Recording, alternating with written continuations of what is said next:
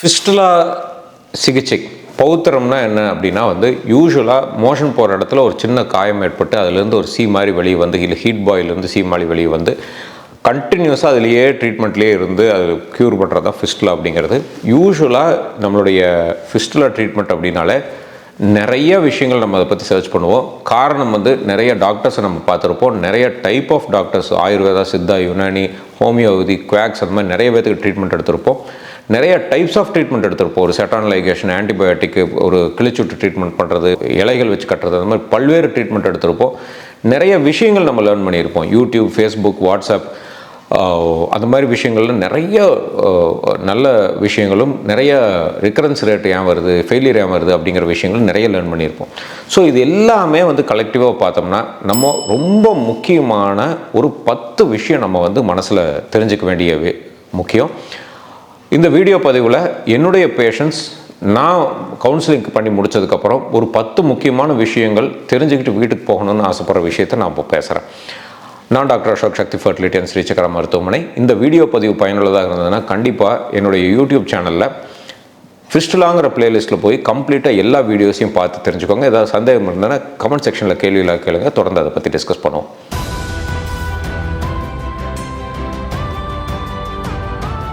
ரொம்ப முக்கியமான முதல் பாயிண்ட், என்றைக்குமே ஒரு சின்ன சீல் மோஷன் போகிற இடத்துலேருந்து வந்ததுன்னா அதை உதாசீனப்படுத்த வேண்டாம். எப்போவுமே ஃபிஸ்டுலா ஆரம்பிக்கும் பொழுது சின்ன ஒரு ஹீட் பாயிலாக தான் நம்மளுக்கு ஆரம்பிக்கும். அந்த ஹீட் பாயில் தான் நாளடைவில் ஆப்சஸாக மாறும், சீக்கட்டிகளாக மாறும். அதுக்கப்புறம் அந்த ஆப்சஸ் கொஞ்சம் கொஞ்சமாக ஒரு வங்கை ஏற்படுத்தி வெளியே சீயை தள்ளினதுக்கப்புறம் அது பௌத்திர கட்டியாக மாறிடும்.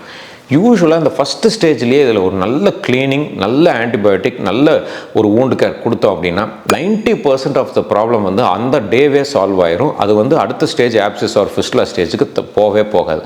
அதனால் never ever ignore a small pustule forming abscess. என்றைக்குமே மோஷன் போகிற இடத்துல இருக்கிற ஒரு வலியுடன் கலந்த ஒரு ஹீட் பாயிலை உதாசீனப்படுத்தவே வேண்டாம். உடனடியாக ஒரு மருத்துவரை பார்த்து அதை ட்ரீட்மெண்ட் எடுத்துக்கிறது மிக அவசியம்.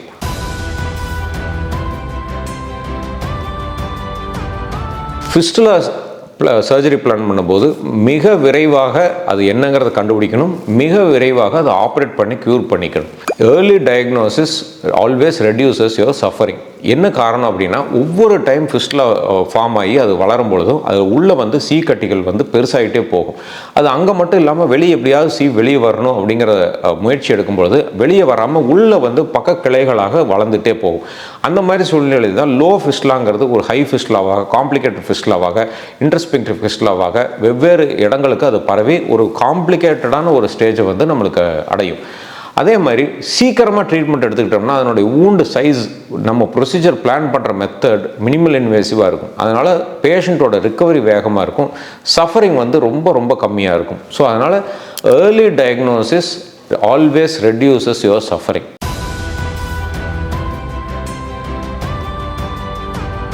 ஃபிஸ்டுலாவில் பஸ் ஃபார்ம் ஆகிருக்கு, பஸ் வெளியே வந்துருச்சு அப்படின்னா அது க்யூர் ஆயிரும், இன்னும் பிரச்சனை இல்லைங்கிறது. இது முக்கால்வாசி குவாக்ஸுக்கிட்ட நம்ம ட்ரீட்மெண்ட் எடுத்துக்கும் போது அந்த ஆணி வெளியே வந்துருச்சுங்க, இன்னி ஒன்றும் பிரச்சனை இல்லைங்கம்பாங்க. ஒரு ஆன்டிபயோட்டிக்னால வரலாம், இல்லை ஒரு கிழிச்சுட்டு இது பண்ணுறதுனால வரலாம், இல்லைன்னா ஏதாவது ஒரு மருந்து சித்தாலையோ லேவியமோ ஏதோ ஒன்று சாப்பிட்டதுனாலையும் கூட வரலாம். இல்லைன்னா எதுவுமே பண்ணலினாலும் இந்த ஃபிஸ்டுலாவுக்குள்ளார இருக்கிற அந்த சீ ஆட்டோமேட்டிக்காக வெளியே வந்தே தீரும். இதுதான் இயற்கை. ஸோ இந்த மாதிரி ஒரு தடவை வந்துருச்சு அப்படின்னா அதனோடைய க்யூர் ஆயிடுச்சு அப்படிங்கிறது நம்புறது மிக மிக தவறு. என்ன ரீசன் அப்படின்னா, ஃபிஸ்டுலாங்கிறதே ஆனல் கிளாண்டுக்கும் ஸ்கின்னுக்கும் இருக்கிற ஒரு கனெக்ஷன். இந்த ஸ்கின்னில் இருக்கிற ஹோல் அடைஞ்சிருச்சுன்னா உள்ளே இருக்கிற செக்ரேஷன்ஸ் கொஞ்சம் நாளடைவில் ஒரு 2 to 3 வீக்ஸ் கேப்பில் அது அப்படியே கொஞ்சம் கொஞ்சமாக கலெக்ட் ஆகிட்டே போகும். அது கலெக்ட் ஆனதுக்கப்புறம் ஏதோ ஒரு இடத்துல ஓப்பன் ஆகி அது வெளியே பஸ்ஸாக வெளியே வரும். ஸோ இந்த பஸ் வெளியே வந்ததுக்கப்புறம் என்ன ஆகுனா, அந்த கேவிட்டி கொலாப்ஸ் ஆகிரும், வெளியே இருக்கிற வூண்டு க்ளோஸ் ஆகிக்கும், ஆறாது க்ளோஸ் ஆகிக்கும். ஸோ க்ளோஸ் ஆயிடுச்சு அப்படின்னா உள்ளே மறுபடியும் அது கலெக்ட் ஆகிறதுக்கு மறுபடியும் ஒரு 4-5 வீக்ஸ் ஆகும். ஸோ அந்த டைமில் இது க்யூர் ஆயிடுச்சுன்னு நம்ம நம்ப ஆரம்பிச்சிருவோம்.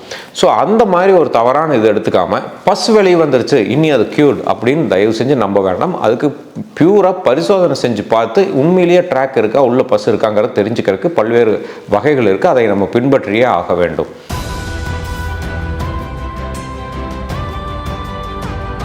ஃபிஸ்டுலா அப்படின்னா நம்ம பெரும்பாலும் நினைக்கிறது அது பைல்ஸ் அப்படிங்கிறது தான். எல்லா மோஷன் போகிற இடத்துல இருக்கிற காயங்கள், தொந்தரவுகள் எல்லாமே நம்ம காமனாக கூப்பிடக்கூடிய ஒரு வார்த்தை தான் பைல்ஸ். அந்த பைல்ஸுங்கிறதுல வந்து காமனாக பேசப்பட்டாலும் பைல்ஸுங்கிறது ஹெமராய்ட்ஸ்னு ஆங்கிலத்தில் சொல்லுவோம். அது இல்லாமல் ஃபிஷர்னு சொல்லி ஆசனவாய் வெடிப்பங்க வரும். அது இல்லாமல் ஆப்சஸ் வரலாம், சின்ன சின்ன சீழ்கட்டிகள் வரலாம். அது இல்லாமல் வேறு புண்கள் வரலாம், ஒரு கிரான்ஸ் டிசீஸோ ஒரு டிபியோ இந்த மாதிரி ஐபிஎஸோ இதனால் இருக்கிற புண்கள் அந்த இடத்துல வரலாம். இல்லை புற்றுநோய் கட்டிகள் வரலாம், இல்லை ஃபிஸ்டுலாவாகவும் இருக்கலாம். அதனால் பெரியானல் ப்ராப்ளம்ஸ், மலத்வாரத்தை சுற்றி இருக்கிற எந்த பிரச்சனையை வந்தாலும் அது பைல்ஸ் அப்படின்னு சொல்லி எடுத்தோன்னே அதை நேம் பண்ணவே வேண்டாம். அதில் பல்வேறு விஷயங்கள் இருக்குது. அதை கண்டிப்பாக அதனோட ஸ்பெஷலிஸ்ட்டை பார்த்து அதை கண்டுபிடிச்சி அதுக்கு வெவ்வேறு ட்ரீட்மெண்ட்டுகள் ஆப்ஷன் இருக்குது. அதனால் நம்ம ஆரம்பத்தில் கோட்டை விட்டோம்னா ஃபிஸ்டுலாங்கிறது ஒரு மிகப்பெரிய வியாதியாகவும் மாறும். அதனால் all perianal problems are not piles. எல்லா ஆசனவாய் சுற்றி இருக்கிற பிரச்சனைகள் எல்லாமே பைல்ஸ் கிடையாதுங்க.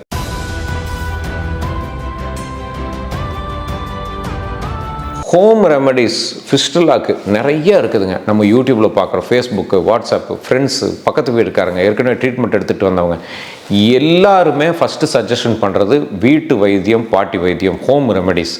இதில் என்னென்னலாம் இருக்கலாம்? நம்மளுடைய ஃபுட் ஹேபிட்ஸ் மாடிஃபிகேஷன் ஆகட்டும், அங்கே க்ளீனிங் பண்ணுறதாகட்டும், இலைகள் வச்சு கட்டுறதாகட்டும், மெடிசின்ஸு, லேவியம் சாப்பிட்றதாகட்டும், எல்லாம் நிறையா டைப்ஸ் இருக்குதுங்க.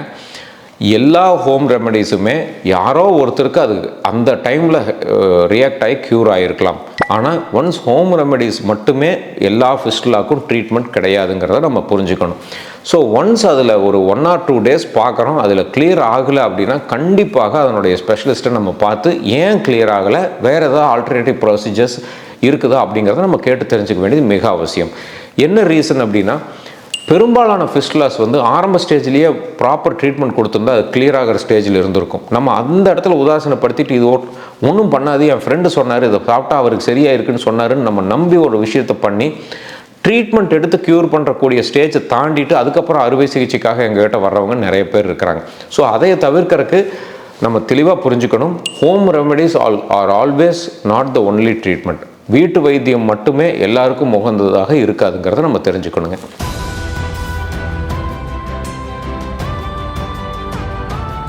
ஃபிஸ்டுலா ட்ரீட்மெண்ட்டுக்கு கண்டிப்பாக ஃபிஸ்டுலா ரிக்கரண்ட்டாக திரும்ப பார்த்து ட்ரீட்மெண்ட் பண்ணிட்டு இருக்கிற ஒரு டாக்டரை நம்ம கம்பல்சரி அணுகணும்.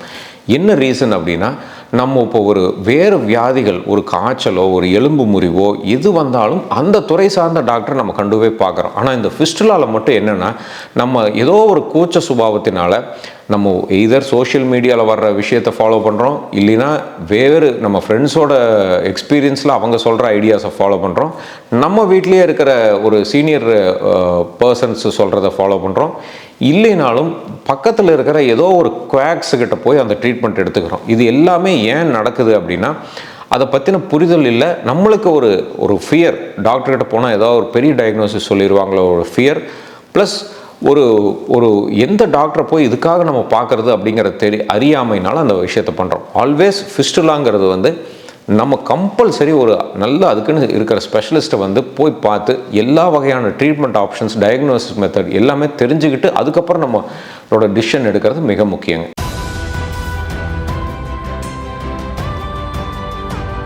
ஃபிஸ்டுலா ட்ரீட்மெண்ட் பிளான் பண்ணும்பொழுது கண்டிப்பாக ஒரு எம்ஆர்ஐ ஸ்கேன் எடுத்து தீரணும்.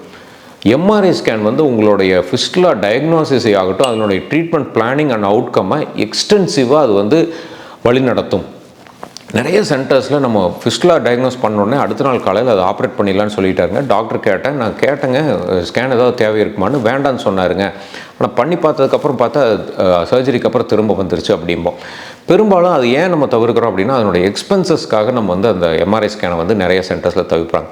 பட் அது ஒரு பெரிய எக்ஸ்பென்சஸாக நினைக்காம அது பண்ணிக்கிறதுனால என்ன அட்வான்டேஜ் அப்படின்னா, கண்டிப்பாக அந்த ஃபிஸ்டுலாவோட இன்டர்னல் ட்ராக் எங்கே இருக்குன்னு தெரியும், எக்ஸ்டர்னல் ட்ராக் எங்கே இருக்குன்னு தெரியும், எந்த ரூட் வழியாக அது ரெண்டு கனெக்ட் ஆகுதுங்கிறது தெரியும். அந்த ஒரு ட்ராக் மட்டும்தான் இருக்கா, இல்லை வேறு பக்க கிளைகள் மூலியமாக ஏதாவது இருக்கா, ஸ்பிங்டரோட லெவல்ஸ் எப்படி இருக்குது, லோ இன்டர்ஸ்பிங்ட்ரிக்கா, ஹை ஆனலா, இந்த ஃபிஸ்டுலாவோட வரக்கூடிய காரணங்கள் வேறு ஏதாச்சும் இருக்குதா, அதர் டிசீசஸ்னால் இந்த காரணங்கள் வந்திருக்குதா, இது எல்லாமே எக்ஸ்டென்சிவாக எம்ஆர்ஐ ஸ்கேன் மூலியமாக நம்ம தெரிஞ்சுக்க முடியும். நம்ம தெரிஞ்சுக்கிறதுங்கிறத விட நம்மளுடைய டாக்டர், சர்ஜன் யார் அதை ஆப்ரேட் பண்ணுறாங்களோ அவங்களுக்கு இந்த கிளியர் பிக்சர் இருந்ததுன்னா சர்ஜிக்கல் அவுட்கம் கண்டிப்பாக நல்லா இருக்கும். அதனால் எம்ஆர்ஐ ஸ்கேன் ஃபிஸ்டுலா ட்ரீட்மெண்ட்டில் ஒரு மிகப்பெரிய ஒரு பங்கு வகிக்குங்கிறத நம்ம தெரிஞ்சுக்கணுங்க.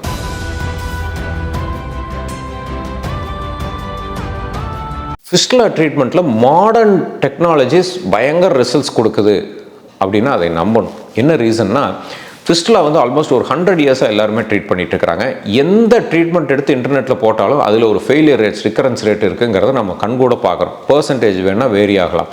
ஸோ இது எல்லாமே ஏன் இவ்வளோ நாள் அப்படின்னா, ஒவ்வொரு ட்ரீட்மெண்ட்லையும் ஃபெயிலியர் ஆகும்போது அந்த ட்ரீட்மெண்ட்டுக்கு அடுத்த கட்ட ட்ரீட்மெண்ட்ஸ் வர ஆரம்பிச்சிடும். இப்போ முன்னாடியெல்லாம் ஹெர்னியா அப்படின்னா எப்போவுமே ஒரே டைப் தான். அதில் ஹெர்னியா வளை வச்சு தைச்சாச்சுன்னா ஹெர்னியா க்யூர்டு, மறுபடியும் வாழ்நாள் முழுக்க திரும்ப வராது. ஒரு அப்பெண்டிக்ஸ் இருக்குன்னா அப்பெண்டிக்ஸ் ரிமூவ் பண்ணியாச்சுன்னா அது க்யூர்டு. பித்தப்பையில் கல் இருக்குன்னா பித்தப்பை ரிமூவ் பண்ணியாச்சுன்னா அது க்யூர்டு. ஆனால் ஃபிஸ்டுலாக்கு மட்டும் அந்த மாதிரி கிடையாதுங்க. ஒவ்வொரு மெத்தட்லையும் ஃபெயிலியர் ரேட்ஸ் இருக்கிறனால அதுக்கு அடுத்த ஜென்ரேஷன் ஆஃப் ட்ரீட்மெண்ட் ஆப்ஷன்ஸ் வந்துக்கிட்டே இருக்குங்க. அதனால தான் வந்து நம்ம ட்ரீட்மெண்ட் பிளான் பண்ணும்பொழுது இன்றைக்கி இருக்கிற ஃபிஸ்டுலா ட்ரீட்மெண்ட்டில் இருக்கலையே அட்வான்ஸ் டெக்னாலஜி என்ன அப்படிங்கிறத நம்ம தெரிஞ்சுக்கணும். எங்களுக்கு தெரிஞ்சது வரைக்கும் இப்போதைக்கு இருக்கிறதுல பைல்டெக் அப்படிங்கிறது தான் வந்து இருக்கலையே அட்வான்ஸ்டு ப்ரொசீஜர். இதில் வந்து ஒரு ப்ரொசீஜர் இல்லாமல் ஒவ்வொரு ப்ரொசீஜர் ஃபைலாக்கில், வாஃப்டில், இல்லை லிஃப்டில் எல்லாத்துலேயும் ஒவ்வொரு டைப் ஆஃப் ப்ரொசீஜர்ஸ்லையும் எந்த டெக்னாலஜி பெஸ்ட்டோ அதை ஒவ்வொரு பார்ட்டையும் எடுத்து கம்பைன் பண்ணி பண்ணக்கூடியது தான் பைல்டெக்ங்கிற ப்ரொசீஜர். இன்றைக்கி இருக்கிறதுல highest rate of success rate இந்த ப்ரொசீஜரில் தான் இருக்குங்க.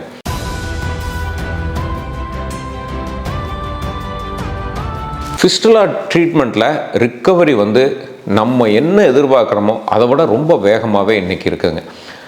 எல்லாருமே பயப்படுறது வந்து ஒரு 5 இயர்ஸ் 10 இயர்ஸ் பிஃபோர் பண்ண பேஷண்ட்டோட எக்ஸ்பீரியன்ஸை நம்மளுக்கு எடுத்து அதை ஃபியர்ஃபுல்லாக எடுத்துக்க வேண்டியதில்லை. இன்றைக்கி வந்து பைல்டெக் மெத்தடில் ரொம்ப அட்வான்ஸ்டாக சின்ன ஹோல்ஸ் வழியாக complete tract excision, laser procedures, bloodless surgery, anaesthesia, high end anaesthesia, post operative pain care, எல்லா விதத்துலேயுமே ஒவ்வொரு மைக்ரோ விஷயங்களும் டேக் கேர் பண்ணுறதுனால ஃபிஸ்டுலா வந்து ஒரு ஆல்மோஸ்ட் பெயின் ஃப்ரீ ப்ரொசீஜராகவும், ஃபாஸ்டஸ்ட் ரிக்கவரி ப்ரொசீஜராகவும், லெஸ் ரிக்கரண்ட் வர ப்ரொசீஜராகவும் இன்றைக்கி இருக்குங்க. அதனால் நம்ம இன்றைக்கி இருக்கிற டெக்னாலஜியை தெரிஞ்சுக்கிட்டோம்னா ஃபிஸ்டுலா ப்ரொசீஜருங்கிறது நம்ம ஒரு பெரிய பயம் எடுத்து பண்ண வேண்டிய ப்ரொசீஜராக இருக்காதுங்க.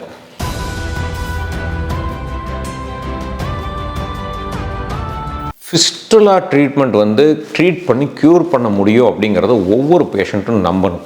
ஏன்னா எங்கே போய் நம்ம உட்கார்ந்தாலும் ஃபிஸ்டுலாவா பௌத்திரமா பண்ணால் திரும்ப வந்துடும்ப்பா, எனக்கு தெரிஞ்சவங்களுக்கெல்லாம் அப்படி தான் ஆச்சுப்பா, மோஷன் போக முடியாமல் போயிரும்பா, அதில் வேறு ஏதாச்சும் ப்ராப்ளம் வந்துடும்ப்பா, இருக்கிறத விட காம்ப்ளிகேஷன் அதிகமாக போய் முடிஞ்சிருப்பா அப்படின்னு நிறைய விஷயங்கள் நம்ம கேள்விப்படுறதுனால இந்த சர்ஜரி மேலேயே ஒரு வெறுப்பும் அவநம்பிக்கையும் ஏற்படுறதுக்கு வாய்ப்பு இருக்குது. அப்படியெல்லாம் கிடையவே கிடையாதுங்க. ரிப்பீட்டடாக ஒரு ஹைலி அட்வான்ஸ் சென்டர்ஸில் ரெகுலராக இது பண்ணிகிட்ருக்கிற சென்டர்ஸ் எல்லாம் வந்து ஹை சக்ஸஸ் ரேட் வந்து எல்லாருமே வச்சுருப்பாங்க. Fistula surgery it's always curable. அதை வந்து மெடிக்கல்லையும் ப்ரூவன் அண்ட் பேஷண்ட்டோட எக்ஸ்பீரியன்ஸ்லையும் எல்லாமே ப்ரூவனாக தான் இருக்கும். அதனால் ஃபிஸ்டுலா வந்துருச்சுன்னா மனமுடைந்து போக வேண்டாம். ட்ரீட்மெண்ட் கண்டிப்பாக எடுத்துக்கணும். க்யூர் கண்டிப்பாக நடந்தே தீரும்.